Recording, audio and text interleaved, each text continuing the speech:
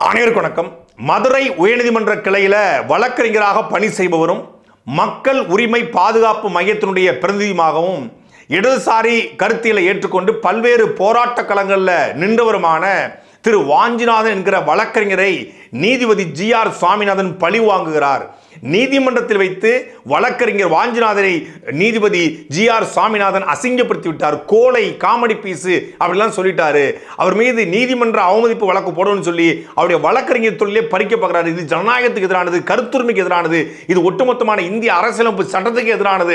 வழக்கறிஞரை அவர் வேலை செய்ய விடாம தடுக்கிறாரு. வழக்கறிஞருக்கு இப்போ அதனால கொலை முயற்சியில் நடந்திருக்கிறது, அவருக்கு உயிருக்கு அச்சுறுத்தல் ஏற்படுன்னு சொல்லி ஒட்டுமொத்தமாக கடந்த ஒரு வார காலமாக சமூக வலைதளங்கள் ஜி.ஆர். சுவாமிநாதன் வெர்சஸ் வழக்கறிஞர் வாஞ்சிநாதன் என்று ஒரு பெரிய ஈகோ சிஸ்டமே உருவாயிருக்கிறது.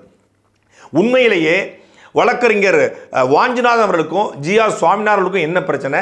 ஜி.ஆர். சுவாமிநாதன் அவர்கள் வழக்கறிஞர் வாஞ்சிநாதன் மீது நீதிமன்ற அவமதிப்பு வழக்கு தொடர்ந்தாரா? அந்த நீதிமன்ற அவமதிப்பு தொடர்வதற்கு என்ன காரணமாக இருந்தது? ரெண்டு பேருக்கும் நீதிமன்றத்துடன் இருந்த உரையாடல் என்ன?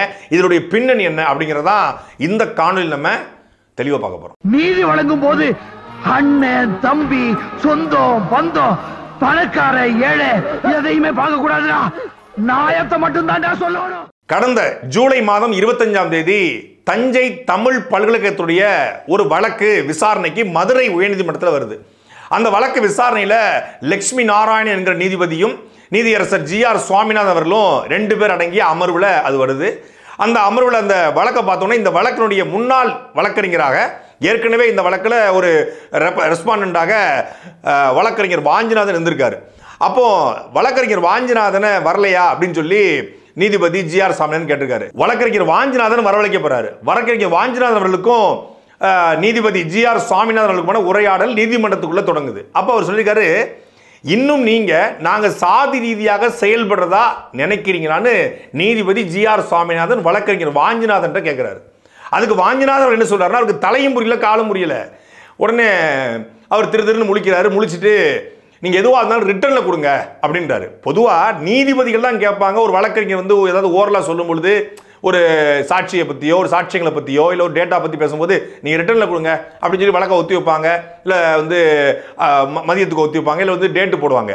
ஆனால் இங்கே வழக்கறிஞர் வாஞ்சிநாதன் கேட்குறாரு, நீங்கள் ரிட்டர்னில் கொடுங்கன்றாரு. சரி, ரிட்டர்னில் கொடுக்குறேன் அப்படின்னு சொல்லிடுறாரு. உடனடியாக வழக்கறிஞர் வாஞ்சிநாதன் வெளியே வந்து என்ன சொல்கிறாருன்னா, நீதிமன்றத்தில் வச்சு நீதிபதி ஜி.ஆர். சுவாமிநாதன் என்ன அசிங்கப்படுத்திட்டாரு, என்ன அவமானப்படுத்திட்டாரு, என்ன வந்து கண்டெம்ட் ஆஃப் த கோர்ட் போடணும்னு சொல்லிட்டாரு, இது வந்து வழக்கறிஞருக்கு இதுக்கே வந்து இழிவானது எப்படின்னு சொல்லி அவர் பேசாரு. இதுக்கு இடையில ஏன் ஜி.ஆர். சுவாமிநாதன் வழக்கறிஞர் வாஞ்சிநாதன்ட்ட நீங்க சாதி ரீதியாக நாங்க செயல்படுறதா நினைக்கிறீங்கன்னு கேட்டிருக்காரு. அப்படின்னா வழக்கறிஞர் வாஞ்சிநாதன் தலைமை நீதிபதிக்கு, உச்சநீதிமன்றத்துடைய தலைமை நீதிபதி அவர்களுக்கு ஜி.ஆர். சுவாமிநாதன் குறித்து ஒரு 14 புகார்களை அனுப்பியிருக்காரு. என்ன புகார் அப்படின்னா, சாதி ரீதியாக, மத ரீதியாக, சனாதன ரீதியாக, வலதுசாரி சித்தாந்த ரீதியாக ஜி.ஆர். சுவாமிநாதன் செயல்படுறாரு, குறிப்பிட்ட இயக்கங்களுக்கு ஆதரவாக இருக்காரு, அவருடைய தீர்ப்புகளில் பெரும்பாலும் சாதி ரீதியான மத ரீதியாக தீர்ப்புகளை வழங்கப்படுகிறது, அவர் ஒரு சார்பாக நடந்து கொள்றாரு, அதனால அவரை விசாரிக்கணும்னு சொல்லி நீதியரசர் நீதிபதி உச்சநீதிமன்ற தலைமை நீதிபதிக்கு அவர் புகார் அனுப்புறாரு. அனுப்புறது அதோடைய கடமை, உரிமைன்னு வச்சுக்கலாம். நீதிபதி ஜி.ஆர். சுவாமிநாதன் சாதி ரீதியாக மத ரீதியாக செயல்படுறாரா செயல்படலையாங்கலாம் தாண்டி அவர் மேலே ஒரு குற்றச்சாட்டு வைப்பது ஒரு வழக்கறிஞருடைய கடமை, ஒரு உரிமை. அவர் நீதிமன்றத்துக்கு அனுப்புகிறார். உச்சநீதிமன்றம் அதை விசாரித்து அவர் உண்மையிலே சாதி ரீதியாக செயல்பட்டிருக்காரு, மத ரீதியான வழக்கில் தீர்ப்பு வழங்கியிருக்காரு அப்படின்னா அவர் மீது நடவடிக்கை எடுக்க போகிறாங்க. ஆனால் அந்த வழக்கினுடைய அந்த புகாரினுடைய நகல் காப்பி சமூக வலைதளங்களில் வெளிவருது. வழக்கறிஞர்கள் இருக்கக்கூடிய வாட்ஸ்அப் குரூப்பில் அது வெளிவருது. அது சமூக ஊடகங்களில் பேசப்படும் பொருளாக மாறுது. இன்னொன்று, இதே நீதியரசர் ஜி.ஆர். சுவாமிநாதன் குறித்து வழக்கறிஞர் வாஞ்சிநாதன் சாதி ரீதியாக செயல்படும் ஜி.ஆர். சுவாமிநாதன் அப்படின்னு ஒரு யூடியூப்ல பேசி அதுவும் வீடியோ வெளிவருது, தம்ப்நெயில் வைக்கப்படுது. இதை எல்லாத்தையும் சேர்த்து தான் அவர் கேட்கிறார். அவர் வந்து ரொம்ப பொலைட் லாங்குவேஜில் நீங்க இன்னும் நாங்க சாதி ரீதியாக செயல்படதான் நினைக்கிறீங்களா அப்படின்னு கேட்கிறாரு. அப்போ என்ன சொல்லியிருக்கணும்? ஏன்னா சாதி ரீதியாக செயல்படுறதா சொல்லி உச்சநீதிமன்ற தலைமை நீதிபதிக்கு வழக்கறிஞர் வாஞ்சிநாதன் புகார் அனுப்பியிருக்காரு. ஆமா, நீங்க இந்த வழக்கெல்லாம் வந்து சாதி ரீதியாக செயல்பட்டீங்க, அதனால தான் நீங்க சாதி ரீதியாக செயல்படுறதா சொல்லி நான் உச்சநீதிமன்ற தலைமை நீதிக்கு அனுப்பியிருக்கேன் அப்படின்னு போல்டா பேசியிருக்கணும். நீங்க கடிதத்தில் போல்டா எழுதிட்டு அவர் கூப்பிட்டு கேட்கும்போது அவர் எதுவுமே சொல்லாம அமைதி நிற்க போய் தான் நீங்க இப்படி கோலை போல நடந்து கொள்ளக்கூடாது, நாங்கள் ஒன்றும் முட்டாள்கள் இல்லை அப்படின்னு சொல்லி நீதியரசர் ஜி.ஆர். சுவாமிநாதன் கேட்கிறார். நம்மகிட்ட இருக்க கேள்வி என்னன்னா, உண்மையிலே வாஞ்சிநாதன் அவர்கள் உச்சநீதிமன்ற தலைமை நீதிபதிக்கு அந்த 14 பக்க புகார் அனுப்பியிருந்தார் அப்படின்னா அவருக்கு அந்த 14 பக்க புகாரில் என்ன இருந்துச்சு, 14 புகார் என்ன இருந்துச்சுன்னு தெரிஞ்சிருக்கும். அனுப்புனது வேற ஆள்னா வாஞ்சிநாதனுக்கு எப்படி தெரியும்? வாஞ்சிநாதன் இங்க ஒரு அம்பு. ஆனா எய்த வில்லு யாரு? எய்த வில்லு யாருன்னா ஜிஆர் சுவாமிநாதன் சாதி ரீதியானவர், மத ரீதியானவர். ஜிஆர் சுவாமிநாதன் வந்து ஜனநாயகத்துக்கு எதிரானவர். ஜிஆர் சுவாமிநாதன் வந்து ஒட்டுமொத்தமாக இந்த வழக்கறிஞர்ல வந்து செயல்படாம தடுக்கிறாரு அப்படின்னு சொல்லி ஒரு வாரமா சமூக ஊடகங்களில் யார் யார் பேசுனாங்களோ அவங்க எல்லாத்துக்குமான தலைமை தான் இந்த வழக்கறிஞர் வாஞ்சிநாதன் பெயர்ல உச்சநீதிமன்றத்துக்கு 14 புகார்களை அனுப்பியிருக்கோம். உச்சநீதிமன்றத்துடைய தலைமை நீதிபதிக்கு 14 புகார் அடங்கிய அந்த பெட்டிஷன் ஆங்கிலத்தில் அனுப்பப்பட்டிருக்கிறது. வழக்கறிஞர் வாஞ்சிநாதனை அறிந்தவர்களுக்கும் வழக்கறிஞர் வாஞ்சிநாதனை தெரிந்தவர்கள் கேட்கும்போது அவருக்கு பெரிய அளவில் ஆங்கில புலமையெல்லாம் கிடையாது, ஆங்கிலத்தில் பேசும் மாற்றலோ எழுதும் மாற்றலோ கிடையாது. வேணா ஒரு அசிஸ்டன்ட் வச்சு அவர் எழுதியிருக்கலாம். இல்லை, இந்த லாங்குவேஜ் இது எல்லாத்தையும் பார்க்கும் பொழுது இது முழுக்க முழுக்க திமுகவுடைய வழக்கறிஞர் அணியினுடைய தலைவராக இருக்கக்கூடிய வில்சனுடைய லாங்குவேஜ் மாதிரி தான் இருக்கு. சரி, வில்சன் இதற்காக வாஞ்சிநாதனுக்காக வந்து இந்த வாஞ்சிநாதன் பேர் இந்த புகார் அனுப்பணும், இல்லை வாஞ்சிநாதனுக்காக இந்த புகார் அனுப்பணும் அப்படின்னு பார்த்தா ஒரு வார காலமாக வாஞ்சிநாதன் அவர்கள் பேட்டி கொடுத்த பிறகு ஜிஆர் சுவாமிநாதனுக்கு எதிராக யார் யாரெல்லாம் பேசுனாங்க அப்படின்னு பார்க்கும்போது திக, விசிக, அப்புறம் தாப்பை திக, அப்புறம் பார்த்தீங்கன்னா கம்யூனிஸ்ட்டு, அப்புறம் வந்து நம்ம ஜவஹர்லா, இது எல்லாமே திமுகவுடைய ஈகோசிஸ்டத்தை திமுகவுடைய கூட்டணி கட்சிகளில் வரக்கூடிய ஆட்கள். இது எல்லாத்தையும் மொத்தமாக இயக்குறது யாருன்னு பார்த்தீங்கன்னா திமுகவுடைய தலைமை வழக்கறிஞராகவும் இன்னைக்கு ராஜ்யசபா எம்பியாக இருக்கக்கூடிய மரியாதைக்குரிய ஐயா வில்சன் அவர்கள். இந்த வில்சன் அவர்களுக்கும் ஏன் ஜிஆர் சுவாமிநாதனுக்கும் முரண் ஏற்படுதுன்னா இது வில்சனுக்கும் ஜிஆர் சுவாமிநாதனுக்கும் முரண் கிடையாது, ஒட்டுமொத்தமான திமுகங்கிற கட்சிக்கும் ஜிஆர் சுவாமிநாதனுக்குமான சண்டை. இது வெறும் வாஞ்சிநாதனுக்கும் ஜிஆர் சுவாமிநாதனுக்குமான சண்டையும் கிடையாது, வில்சனுக்கும் ஜிஆர் சுவாமிநாதன் சண்டையும் கிடையாது, திமுகவுக்கும் ஜிஆர் சுவாமிநாதனுக்குமான சண்டை அப்படிங்கிறது தான் யதார்த்தமான உண்மை. கடந்த மே மாதம் வெக்கேஷன் பெஞ்ச், அதாவது விடுமுறை நீதிமன்றம் நடைபெறுகிறது.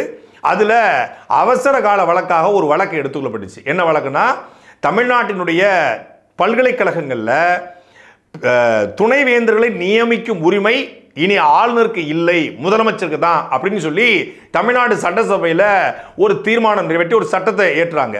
இந்த சட்டத்தை உச்சநீதிமன்றத்தில் கொண்டு போய் அவங்க வந்து அதுக்கான அனுமதியை பெற்று வந்துடுறாங்க. இந்த அனுமதியை உச்சநீதிமன்றத்தை தீர்ப்பை எதிர்த்து தமிழ்நாட்டினுடைய பல்கலைக்கழகங்களில் துணைவேந்தர்களை நியமிக்கும் உரிமை முதல்வருக்கு இல்லை, வேந்தர்கள் தான் நியமிக்கணும், அந்த வேந்தர்கள் ஆளுநராக இருக்கணும் அப்படிங்கிறது தான் அந்த மனு. அதை வந்து திருநெல்வேலியை சார்ந்த குட்டி என்கிற வெங்கடாஜலபதி என்பவர் வந்து சென்னை உயர்நீதிமன்ற கிளையில் ஒரு மனுவை போடுறாரு. அது உடனடியாக விசாரிக்க எடுத்துக்கொள்ளப்பட்டு விசாரித்து நீதியரசர் ஜிஆர் சுவாமிநாதன் என்ன பண்றாரு, உச்சநீதிமன்றத்துக்கு கொடுக்கப்பட்ட அந்த தமிழ்நாட்டினுடைய பல்கலைக்கழகங்களில் துணைவேந்தர்களை நியமிக்கும் உரிமை முதலமைச்சருக்கு தான் உண்டு அப்படிங்கிறதுக்கு இடைக்கால தடை விதிக்கிறார். இடைக்கால தடை விதித்த உடனே வில்சன், யாரு, தமிழ்நாட்டினுடைய திமுகவின் வழக்கறிஞர் பாசனுடைய தலைவரும் ராஜ்யசபா எம்பி வில்சன் அவர்கள் வந்து அவர் பேசுறாரு.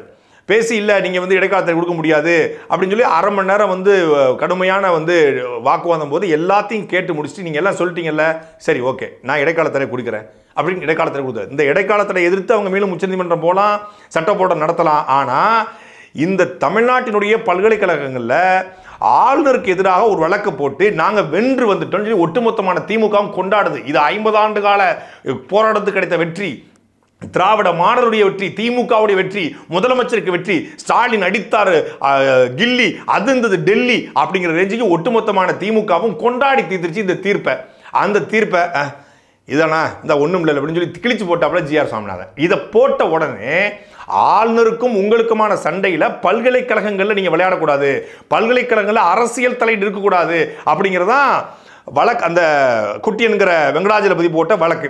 அதை கேட்டுட்டு தான் நீதிபதி ஜிஆர் சுவாமிநாதன் இந்த இடைக்கால தடையை வழங்குறாரு. இந்த இடைக்கால தடை சரியானதா இல்லைங்கிறத தாண்டி இந்த இடைக்கால தடையை போட்ட உடனே நீ திமுகவால் தாங்க முடியல. எப்படா இவரை வந்து பழி வாங்குறது, எப்படா அவர் அசிங்கப்படுத்துறது, எப்படி ஜிஆர் சுவாமிநாதன் வந்து நம்ம வந்து இது பண்றது அப்படின்னு நேரம் பார்த்து காத்து கொண்டிருந்து ஜிஆர் சுவாமிநாதனுக்கு இவர் சாதி ரீதியாக செயல்படக்கூடியவர்னு சொல்லி வாஞ்சிநாதன் மூலியமாக உச்சநீதிமன்றத்துக்கு ஒரு புகார் அனுப்புறாங்க. இந்த புகார் வாட்ஸ்அப்பில் வெளிவருது. எப்படி வந்துச்சு? இப்போ இதான் அதுக்கு இருக்க கேள்வி. அதை தான் நீதிபதி ஜிஆர் சுவாமிநாதன் கேட்குறாரு, எப்படி வெளியே வந்துச்சு? அது ஒன்று வாஞ்சிநாதன் வெளியிட்டிருக்கணும், இல்லை உச்சநீதிமன்ற தலைமை நீதிபதி வெளியிடணும். உச்சநீதிமன்ற தலைமை நீதிபதிங்கிறது இந்த நாட்டினுடைய மிக முக்கியமான ஒரு பொறுப்பில் இருக்கக்கூடியவங்க. 100 விழுக்காடு அவங்களுக்கு கொடுக்கப்பட்டிருக்கு, அவங்களுக்கு அனுப்பப்பட்ட ஒரு கடிதமோ ஒரு மனுவோ ஒரு புகாரோ ஒரு பெட்டிஷனோ வெளிவருவதற்கு 100 இல்லை 100க்கு 100 விழுக்காடு வாய்ப்பு கிடையாது. அப்போ அது ஹைலி கான்ஃபிடன்ஸாக இருக்கும். இங்கே எப்படி வெளிவந்துச்சு? ஏற்கனவே கைது செய்யப்பட்ட நபர்களுடைய ஆடியோக்களை வீடியோக்களை யார் ரிலீஸ் பண்ணுவா? தனி மனிதனுடைய அடையாளங்களை போட்டோக்களை யார் ரிலீஸ் பண்ணுவா? அந்த டீம் தான் ரிலீஸ் பண்ணியிருக்கணும். இந்த திமுக கும்பல் தான் ஒட்டுமொத்தமாக அடுத்தவனுடைய அடையாளங்களை அடுத்தவனுடைய வீடியோக்களை ஆடியோக்களை வெட்டி ஒட்டி பரப்பி அதை வச்சு ஒருத்தனை அசிங்கப்படுத்த பார்க்கும். அப்போ அந்த கும்பல் தான் ரிலீஸ் பண்ணியிருக்கல, எந்த மாற்றுக்கிறது கிடையாது. என்னுடைய வழக்கில் திமுகவோட வழக்கறிஞரணி என்னென்ன சித்து விளையாட்டு விளையாடிச்சு, இந்த வில்சன் போன்ற ஆட்கள் என்னென்ன விளையாடினாங்க அப்படிங்கிறது உலக அறிந்த உண்மை. அதை பேசணும்னா ஒரு பெரிய எபிசோடாக பேசணும். இப்போ என்ன பண்ணுறாங்க அப்படின்னா, வில்சன் மூக்கறுக்கப்பட்டார். திமுகவோட வழக்கறிஞர் வில்சன் போயும் அந்த வழக்கில் வெல்ல முடியல, இடைக்கால தடை கிடைச்சிச்சு அப்படிங்கிறது பெரிய அவமானமாக கருதி ஒட்டுமொத்தமாக ஜிஆர் சுவாமிநாதன் பழிவாங்க காத்திருந்த கும்பல் இப்பொழுது வழக்கறிஞர் வாஞ்சிநாதனை வச்சுக்கிட்டு அவர் சாதி ரீதியாக செயல்படுவார், மத ரீதியாக செயல்படுவார். சரி, ஜிஆர் சுவாமிநாதன் சாதி ரீதியாக மத ரீதியாக செயல்பட்டிருக்காரா அப்படிங்கிற ஒரு 10 வழக்கு எடுக்கலாம். இப்போ ஜிஆர் சுவாமிநாதன் சாதி ரீதியாக மத ரீதியாக செயல்படக்கூடிய ஆள்னா 2021 மோடி அவர்களை எதிர்த்து நாகர்கோவிலை சேர்ந்த ஒரு ஃபாதர் அருள் தந்தை அவர் பேசுறதுக்கு தமிழ்நாடு அரசு என்ன பண்ணுது? அவர் மேலே NSA போடுது, தேசிய பாதுகாப்பு சட்டத்தை பாய்ச்சுது.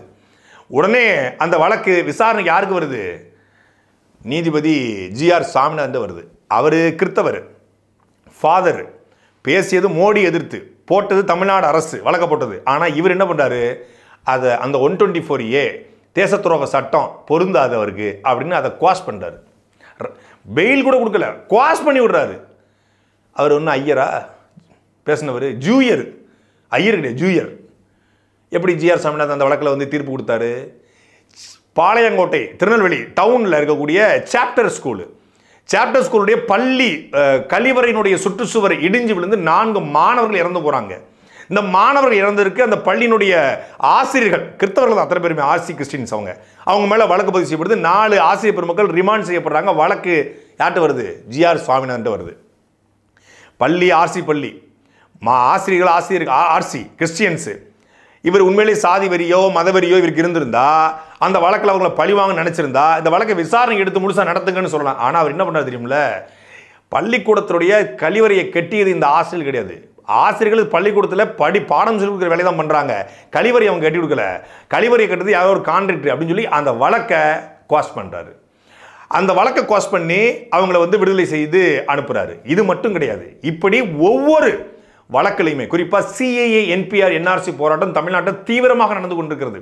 அப்படி தீவிரமாக நடந்து கொண்டிருக்கும்போது அந்த வழக்கில் CAA NPR NRC போராட்டம் நடத்தக்கூடாதுன்னு சொல்லி தமிழ்நாடு அரசின் சார்பாகவே போகிறாங்க.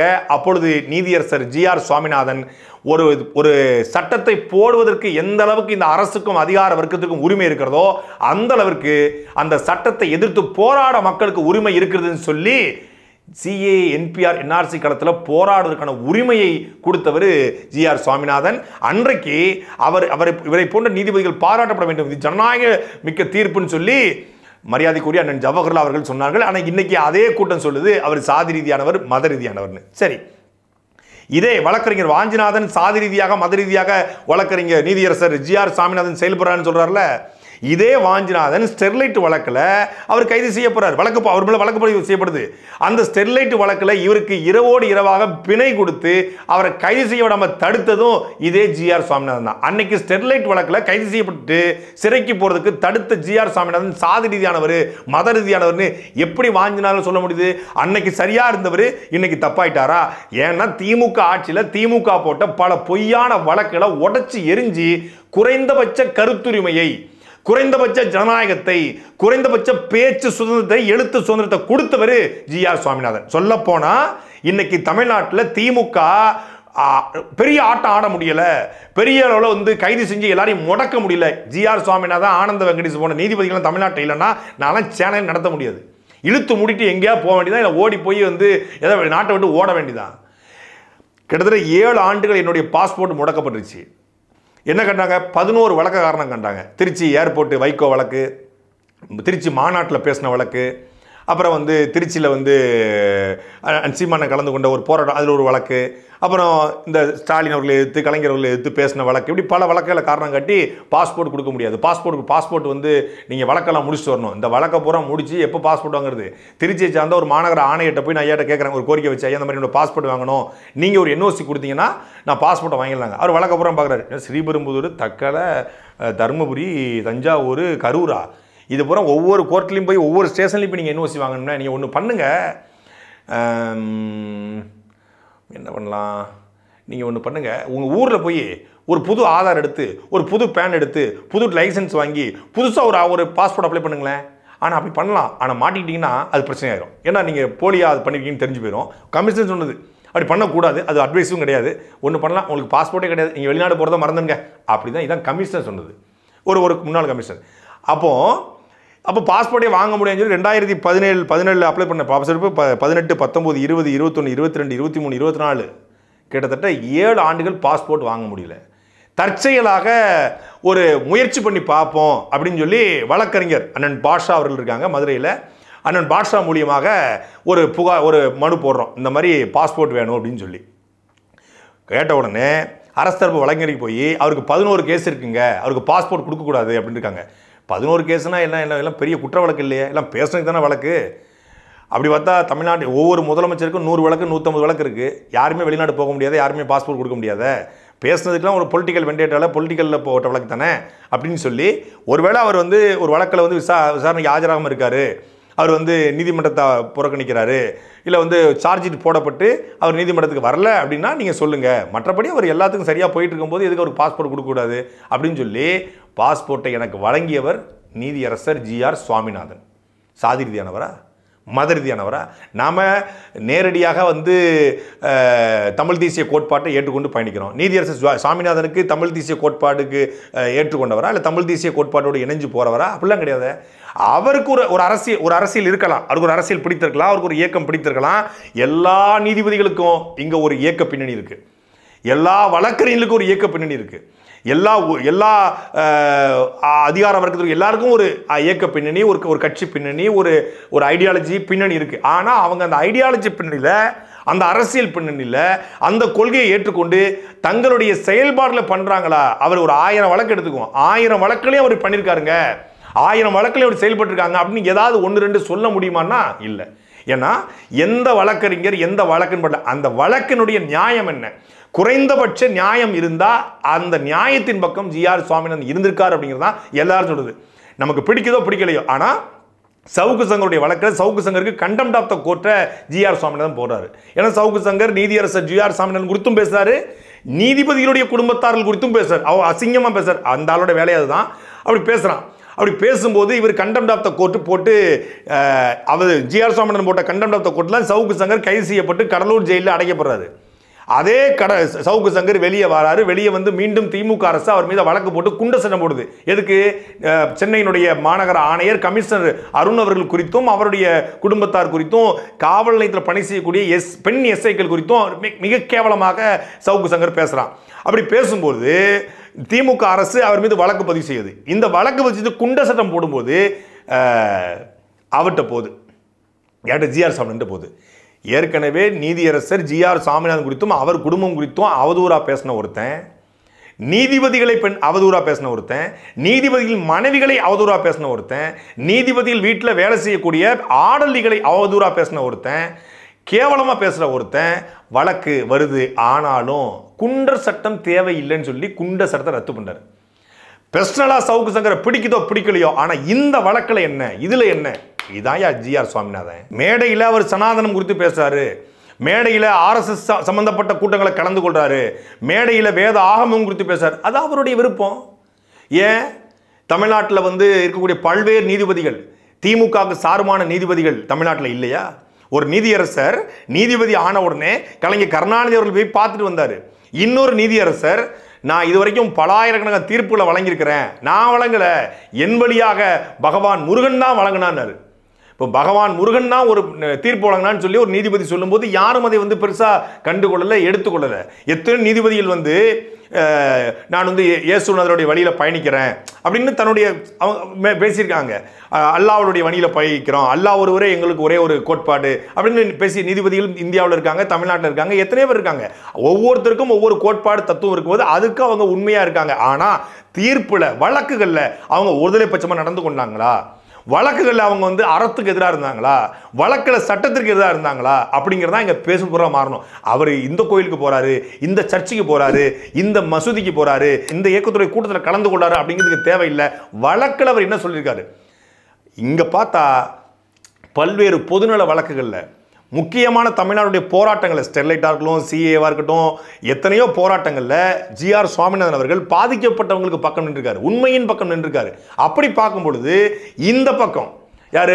வழக்கறிஞர் வாஞ்சிநாதன், மிகப்பெரிய போராளி, போராட்டத்துக்கு களத்தில் நிற்கக்கூடியவர் அப்படின்னு சொல்லி அவருக்கு ஒரு பிம்பம் கட்டப்படுது. அவர் ஒரு இடதுசாரி ஆதரவாளர், கம்யூனிஸ்ட் ஆதரவாளர், இந்த மக்கள் அதிகாரம் மாகாய்கா இவருடைய பின்னணியில் இருந்தவர். இன்னைக்கு வந்து மக்கள் உரிமை பாதுகாப்பு மையம் சொல்லி மனித உரிமை மீறலுக்கு எதிராக குரல் கொடுக்கக்கூடியவரா வாஞ்சிநாதன். எப்ப? அதிமுக ஆட்சியில் இருந்தா, குஜராத்தில் நடந்தா, உத்தரப்பிரதேசத்தில் நடந்தா, பீகாரில் நடந்தா, தமிழ்நாட்டில் இந்த 4.5 வருஷத்தில் எத்தனை மனித உரிமை மீறல் நடந்திருக்கு? அதுல வாஞ்சிநாதனுடைய குரல் என்ன? வாஞ்சிநாதன் நீதிமன்றத்துக்கு போனோம்னா, வாஞ்சிநாதன் வழக்கு போடணும்னா செஞ்சது பிஜேபி காரனா இருக்கணும், செஞ்சது ஆர்எஸ்எஸ் காரனா இருக்கணும், செஞ்சது இந்துத்துவாவா, இந்து முன்னணியா, இந்து மக்கள் கட்சியா, அனுமன் சேனாவா இருந்தா வாஞ்சிநாதன் பேசுவார். செஞ்சது திமுக காரனா இருந்தா, குத்துனவன் நண்பனா இருந்தா இதை மூடிட்டு போங்கடாங்கிற மாதிரி காட்டக்கூடாதுங்கிறது தான் வாஞ்சிநாதனுடைய கோட்பாடு, கொள்கை. இந்த 4.5 வருஷ ஆட்சியில் அஜித்குமாருக்கு நடந்தது மாதிரி, திருப்பூர் அஜித்குமாருக்கு நடந்த மாதிரி ஒரு கொடுமை உலகத்தில் நடந்திருக்குதா? அதுக்கு வாஞ்சிநாதன் அவர்களுடைய குரல் என்ன? 24 லாக்அப் டெத்து, அதுக்கு வாஞ்சிநாதனுடைய குரல் என்ன? இப்ப நடந்துக்கிற ஆணவ படுகொலை, வாஞ்சிநாதனுடைய குரல் என்ன? அதெல்லாம் தாண்டி மேலூர் பக்கத்தில் மனித உரிமை மீறலுக்கு எதிராக போராடக்கூடியவர் வாஞ்சிநாதன் அவர்கள். மேலூர்ல கல்குவாரி இடிஞ்சு விழுந்து முறைகேடாக அனுமதியின்றி நடந்த கல்குவாரினால 5 பேர் இறந்து போனாங்க. அங்க மனித உரிமை மீறல் நடக்கலையா? திருநெல்வேலி அடைமதிப்பான் குளத்தில் கல்குவாரி இடிஞ்சு விழுந்து 5 பேர் இறந்து போனாங்களே, அங்க மனித உரிமை மீறல் நடக்கலையா? ஏன் நேற்று திருப்பூர் பக்கத்தில் உடுமலைப்பட்டியில் மாரிமுத்துங்கிற ஒரு பழங்குடியின சமூகத்தை சார்ந்த ஒருத்தரை லாக்அப் டெத்தில் தூக்கில் தொங்க விட்டுருக்காங்களே, அங்க மனித உரிமை மீறல் நடக்கலையா? ரித்தன்யாவுக்கு மனித உரிமை மீறல் நடக்கலையா? அண்ணா யூனிவர்சிட்டியில் அந்த படித்த அந்த 2ஆம் ஆண்டு பொறியியல் மாணவிக்கு யானசேங்கிற திமுகவை சார்ந்த ஒரு பொறிக்கு பேரால பாலியல் வன்முறை இந்த மனித உரிமை மீறல் நடக்கலையா? இதெல்லாம் தாண்டி நீ இடதுசாரி சித்தாந்தத்தை ஏற்றுக்கொண்டவர் தானே? மனித உரிமை மீறல்கள் எங்க இருந்தாலும் நீங்க பேசுவீங்க தானே? திமுக ஆட்சியில் எனக்கே கிட்டத்தட்ட 11 வழக்குகள் போடப்பட்டு, என்னுடைய அலைபேசி பறிக்கப்பட்டு, என்னுடைய வாகனம் உடைக்கப்பட்டு, என் அலைபேசி உரையாடல்கள் வெளியே கொண்டு வரப்பட்டு, ஒட்டுமொத்தமான சோசியல் மீடியாக்களை வச்சும் கேவலமாக அவதூறாக என்னையும் என் குடும்பத்தாரையும் என் சீமானவர்களையும் பேசிய பொழுது இந்த வாஞ்சிநாதன் ஒரு கருத்து, ஒரு கண்டனம், ஒரு பதிவு பண்ணலையே. தொடர்ச்சியா திமுக ஆட்சியில் மீன் போட்டதற்கு கைது செய்யப்பட்டவன், ஸ்டாலினை திட்டத்திற்காக தனிப்படை அமைச்சு கைது செய்யப்பட்டவன் எத்தனை பேர்? நூற்றுக்கணக்கான பேர். திமுக ஆட்சியில் யாருக்கு மனித உரிமை மீறல் நடந்தாலும் பேச மாட்டாரு. எப்படி கூலிங் கிளாஸை போட்டு கண்ணதாசன் செந்தில் பாலாஜிக்கு மனித உரிமை மீறல் நடந்தால் மட்டும்தான் வருவாரோ, அது மாதிரி அதிமுக ஆட்சியா இருந்தால் மட்டும்தான் வாஞ்சிநாதன் வருவார்னா வாஞ்சிநாதன் எப்படிப்பட்ட போராளி? இப்படிதான் பல போராளி இருக்காங்க. திருமுருகன் காந்தி, பியூஷ் மனுசு, இந்த வரிசையில் தான் அந்த வாஞ்சிநாதன். அதிமுக இருந்தால் பொங்குவோம், திமுக இருந்தால் மங்குவோம். இதான் அவங்களுடைய போராளி மோடு. போராளினாலே வந்து இவங்களுக்கு என்னன்னா பார்ப்பனிய எதிர்ப்பு, ஆர்எஸ்எஸ் எதிர்ப்பு, இந்துத்துவ எதிர்ப்பு, இதுதான் அவருடைய வந்து போராளி மோடு. இங்க என்ன? இங்க தமிழ்நாட்டில் வந்து பார்ப்பனிய ஆதிக்கம் இருக்கா? தமிழ்நாட்டில் வந்து பிராமணிய ஆதிக்கம் இன்னைக்கு இருக்கிறதா? இந்த 3 விழுக்காடு மக்களை காட்டிய 97 விழுக்காடு மக்களை ஏமாற்றி கொண்டிருக்கிறது ஒரு திராவிட கூட்டம். அந்த திராவிட கூட்டத்துக்கு ஆதரவாக இருக்கக்கூடிய கூட்டம் தான் இந்த வாஞ்சிநாதன் போன்ற வழக்கறிஞர். அப்படி ஒரு உண்மையான நேர்மையான போராளி வழக்கறிஞர் அப்படின்னா 4.5 ஆண்டுகளில் அவர் போராடிய போராட்டங்களையும் அவர் போட்ட பொதுநல வழக்குகளையும் காட்டுங்க. எங்க பொதுநல வழக்கை போட்டு கனிமூல கொள்ளையை தடுத்த கருணருங்க வாஞ்சிநாதன். பொதுநல வழக்கு போட்டு ஆத்துமல்ல கொள்ளையை தடுத்த ஆறுமுகம்ங்க இந்த வாஞ்சிநாதன். பொதுநல வழக்கு போட்டு இயற்கை வளத்தை காப்பாற்றிய ஈசவங்க இந்த வாஞ்சிநாதன் அப்படின்னா அவரை பாராட்டலாம். இல்லை பரந்தூர்ல கிட்டத்தட்ட 1000 நாட்களாக மக்கள் போராடிட்டு இருக்காங்களே, மனித உரிமை மையத்தினுடைய மதிப்பிற்குரிய திரு வாஞ்சிநாதன் அந்த பரந்தூர் மக்களுக்கு ஆதரவாக நின்று போராடி பரந்தூர்ல விமான நிலையம் வராம தடுத்துட்டாரு அப்படின்னா சல்யூட், ராயல் சல்யூட் போட்டு கொண்டாடலாம். வர திமுகவுக்கு ஆதரவாக என்னுடைய வழக்கில் முதலமைச்சர் தன்னுடைய பணியையும் தாண்டி செய்து கொண்டிருக்கிறார், அவரை நீங்கள் பாராட்டவில்லை என்றாலும் பரவாயில்லை, விமர்சிக்க கூடாது என்று ஒரு நீதிபதி, இதே மதுரை உயர்நீதிமன்ற கிளையில் ஒரு நீதிபதி அவர்கள் சொல்றாங்க. அது அவருடைய கருத்து. இது தீர்ப்பு இல்லை, ஓப்பன் கோர்ட்டில் ஒரு டிஸ்கஷன், ஒரு பெயில் கேட்பு போறாங்க. இந்த மாதிரி சாட்டை துரைமுருகன் கலைஞர் கருணாநிதியும் ஸ்டாலினையும் பேசிட்டாருங்க அப்படின்னு. ஏங்க இப்படியா பேசுறது? ஒரு முதலமைச்சர் எவ்வளவு நல்லா பண்ணிட்டு இருக்காரு, அவரை பாராட்டலாம் பரவாயில்ல, இப்படியே திட்டுறது அப்படின்னு ஒரு நீதிபதி கருத்து சொல்றாரு. ஒட்டுமொத்தமான ஊடகங்களும் முதலமைச்சரை புகழ்ந்த நீதிபதி, சாட்டை துரைமுருகன் வழக்கில் பிணை கொடுக்க மறுத்த நீதிபதி முதலமைச்சரை புகழ்ந்தார் அப்படின்னு சொல்லி தொடர்ச்சியா பேசுறாங்க. அந்த நீதிபதி உங்களை பாராட்டும் பொழுது நீங்கள் எடுத்து போடுறீங்க. அப்ப அந்த நீதிபதி திமுக சார்புடைய நீதிபதினு சொல்ல முடியுமா? அது அவருடைய கருத்து, அவ்வளவுதான். ஆனா அதே நீதிபதி இன்னொரு வழக்குல எனக்கு பிணை கொடுத்தாரு. இப்ப அந்த நீதிபதி நம்ம திட்டவும் முடியாது, பாராட்டவும் முடியாது. அது நீதிபதியுடைய கடமை. அந்த நீதிபதி திமுகவை பாராட்டிய பொழுது, திமுகவுடைய தலைவர் தமிழ்நாடு முதலமைச்சர் ஐயா ஸ்டாலின் அவர்களை பாராட்டிய பொழுது, முதலமைச்சர் அப்படி விமர்சிக்க கூடாதுன்னு சொன்ன பொழுது, அவர் திமுக நீதிபதி நாம சொன்னா நம்ம எவ்வளவு பெரிய முட்டாள்தனம். அது நீதிபதியுடைய வேலை, அவர் பணியை செய்யறாரு, அவர் ஒரு கமெண்ட் பாஸ் பண்றாரு, அவ்வளவுதான். அது தீர்ப்புல வரப்போறது இல்ல, எந்த விதமான எழுத்துலையும் வரப்போறது இல்ல. அது ஓப்பன் கோர்ட்ல அவர் சொல்றாங்க. அதே போல ஓப்பன் கோர்ட்ல பல நீதிபதிகள் பல கருத்துக்களை பதிவு பண்ணியிருக்காங்க. இது ஒன்றும் எழுத்துப்பூர்வமா வராது, தீர்ப்புல வராது. அதே மாதிரி தான் ஜிஆர் சாமிநாதன் அவர்கள் ஒரு ஓப்பன் கோர்ட்டை கூப்பிட்டு நீங்க சாதியாக நான் செயல்படுறதா இன்னும் நம்புறீங்களா அப்படின்னு கேட்கிறாரு. ஆமா இல்ல அப்படின்னு சொல்றதை விட்டுட்டு நீங்க எனக்கு எழுத்துப்பூர்வமா கொடுங்கன்னு சொல்லிட்டு வெளியே போய் ஜிஆர் சாமிநாதன் என் கருத்துரிமைக்கு எதிராக இருக்காரு, எழுத்துரிமைக்கு எதிராக இருக்காரு, என்னை முடக்க பார்க்க கண்டென்ட் ஆஃப் தி கோர்ட் புடன் சொல்லி இதை பேசுபடு பொருளா மாத்தி, இதன் மூலமாக ஜிஆர் சுவாமிநாதன் அவர்களுக்கு எதிராக ஒட்டுமொத்தமான தமிழ்நாடு மக்களும் இருக்காங்கன்னு காட்டுற மாதிரியான வேலையை ஒரு வாரமா பார்த்திருக்கு திமுகவுடைய ஐடி விங்கும் லீகல் விங்கும். இதற்கு ஆதரவாக யாருக்கு? இந்த திமுகவுடைய இந்த ஈகோ சிஸ்டத்துக்கு, இந்த அமைப்புக்கு, திமுக போட்ட இந்த பக்கா பிளானுக்கு ஆதரவாக யார் தரையிறங்கிக்கானா முன்னாள் நீதிபதிகள், ஓய்வு பெற்ற நீதிபதிகள் இறங்கியிருக்காங்க. அவங்க இந்த மாதிரி ஜிஆர் சாமிநாதன் அவர்கள் அவர் மேலே கண்டெம்ட் ஆஃப் த கோர்ட் போடக்கூடாது, அவர் மேலே போட்டு இதை வாபஸ் வாங்கிடணும், அவ்வளோ பண்ணக்கூடாது, விசாரிக்கக்கூடாது அப்படின்னு இப்படிலாம் பண்ண முடியாது, அவருடைய வழக்கை அவரை விசாரிக்க முடியாது, அவங்க 1000 கருத்துக்களை பதிவு பண்ணுறாங்க. இந்த ஓய்வு பெற்ற நீதிபதி மாண்புமிகு நீதி அரசர்கள் நம்ம கைகூப்பி வணங்குறோம் ஐயாக்களை. அந்த ஐயாக்கள் இருக்கிற ஒரே ஒரு கேள்வி, இன்னைக்கு நீதிபதி ஜிஆர் சுவாமிநாதன் அவர்கள் வழக்கறிஞர் வாஞ்சிநாதனுக்கு எதிராக பேசிட்டாரு அப்படிங்கிறதுக்காக நீதியரசர் ஜிஆர் சாமிநாதனுக்கு எதிராக பேசக்கூடிய நீங்க, நீதிமன்றத்துடைய மாண்பை காப்பதற்காக வந்திருக்கோம்னு சொல்லக்கூடிய நீங்க, பல ஆண்டுகளாக தமிழ்நாட்டில் முடங்கி கிடந்த ஊழல் வழக்குகளை தூசு தட்டி பொன்முடி, ஏவாவேலு, KN நேரு, அனிதா ராதாகிருஷ்ணன் உள்ளிட்ட தமிழ்நாட்டுடைய முக்கியமான அமைச்சர்களுடைய ஊழல் வழக்கை விசாரித்து தூசு தட்டி ஒரு நீதியரசர் ஜூமோட்டோவா அந்த வழக்கை எடுத்து நடத்தினாரு ஆனந்த வெங்கடேஷ் அவர்கள். அந்த ஆனந்த வெங்கடேஷ் அவர்களுக்கு ஆதரவாக நீங்க ஏன் பேசல?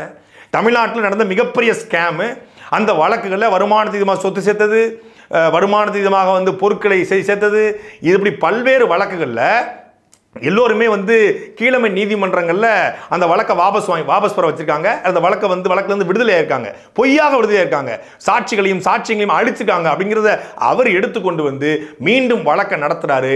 அந்த வழக்கை நடத்தும் போது பல்வேறு தடைகள் நீதியரசர் ஆனந்த வெங்கடேஷுக்கு எதிராக வருகிறது. அப்படி வருகிற பொழுது இல்லை, ஊழலுக்கு எதிராக ஒரு ஆனந்த வெங்கடேஷ் நிற்கிறாரு அப்படின்னு உச்சநீதிமன்ற தலைமை நீதிபதி பாராட்டுறாரு. ஆனால் தமிழ்நாட்டில் ஓய்வு பெற்ற நீதிபதிகள் ஒருத்தர் கூட பாராட்டல. திமுக பிரச்சனை தான் வருவீங்களா? ஏன் நீதிபதி ஜிஆர் சாமிநாதன் மேல இவ்வளவு காட்டும் அப்படின்னா, பொது வெளியிலேயே, நீதிமன்றத்தில் இல்லை, பொது வெளியில திமுகவை, திராவிட மாடலை, திராவிடத்தை கேள்வி கேட்பவர், திராவிட மாடலை கேள்வி கேட்பவர், அதனால வலிக்குது. நமக்கு ஆதரவாக இருந்தா, இப்போ இதே நீதிபதி ஜிஆர் சாமிநாதன் திமுக ஆதரவாக ஒரு கருத்து சொல்லணும், இவங்கள மாதிரி கொண்டாட முடியாது, கொண்டாடி தீர்த்துருவாங்க. அவர் பார்ப்பனர்களுக்கும் அப்பாற்பட்டவர், அவர் பிறப்பால் பார்ப்பனராக இருந்தாலும் மனிதநேய பண்பாளர், அவர் பிறப்பால் பார்ப்பனராக இருந்தாலும் அவரை போன்ற அவர் வாழும் ராமானுஜர் சொல்லிடுவாங்க.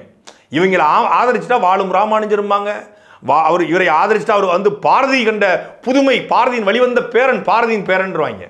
ஆனா இவங்களை எதிர்த்துட்டா அவரை பத்தி தெரியாதா, அவர் ஒரு சாதியவாதி, அவரை பற்றி தெரியாத ஒரு மதவாதி, அவர் ஒரு சனாதனவாதி, அவர் ஒரு சங்கி, அவர் ஒரு RSS கைகூலி, அவர் RSS வழி நடத்துகிறது, அவரை போன்றவர் நாட்டிலே பல நீதிபதியாக இருந்தால் நீதி இருக்காது, கருணை இருக்காது, கருத்து சுதந்திரம் இருக்காது. இவங்க தான் கருத்து சுதந்திரம் காப்பாற்றுற மாதிரி. ஒரே ஒரு வார்த்தை சொன்னா தூக்கி வச்சு 9 மாசம் உள்ள வைப்பாங்க. கருத்து சுதந்திரம் பற்றி பேசுறாங்க. நீதிபதி ஜிஆர் சுவாமிநாதன் அவர்கள் கருத்துரிமைக்கு எதிராக இருந்தாரா இல்லை கருத்துரிமைக்கு ஆதரவாக நிற்காரா அப்படிங்கிறது மதுரை நீதிமன்றத்தில் அவரிடத்துல இந்த திமுக போட்ட வழக்கல் பொய் வழக்குகளை கொண்டு போன வழக்கறிஞர்களுக்கு தெரியும் அவர் எப்படி தீர்ப்பு வழங்குவார்னு, எப்படி அவர் சரியான கருத்துரிமைக்கு எதிராக ஆதரவாக நிற்பார்னு. அவர் கருத்துரிமைக்கு முழுக்க முழுக்க ஆதரவாக நிற்கக்கூடியவருக்கு பல நூறு இல்லை பல ஆயிரம் வழக்குகளை சொல்லப்படும். கிட்டத்தட்ட ஒரு 4 நாள் பேசலாம், நீங்கள் தொடர்ச்சியாக பேசலாம். அப்படிப்பட்ட ஒரு நீதிபதியை பழிவாங்க துடிக்கிறது திமுக. அதற்கு சில ஊடகவியலாளர்களும் சில நடுநிலையாளர்களும் பலியாவது தான் மிகப்பெரிய வேடிக்கையா இருக்கிறது. சாட்டை எடுத்து நாட்டை